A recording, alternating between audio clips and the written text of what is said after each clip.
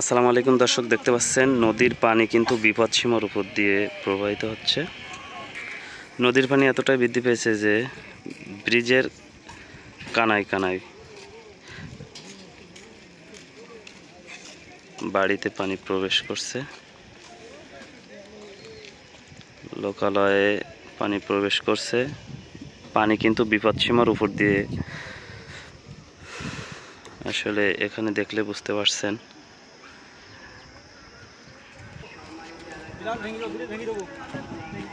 এখান থেকে 50 বছর আগে যেমন বড় ছিল নদীটা, এখনকার চিত্র ঠিক তেমনটাই।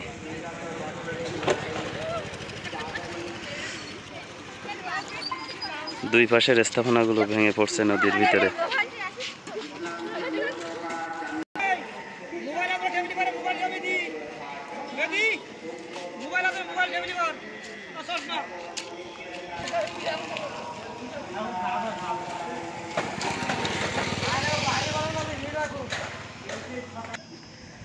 নদীর পানি এতটাই বৃদ্ধি পেয়েছে, ব্রিজের তলানিতে গিয়ে ঠেকছে।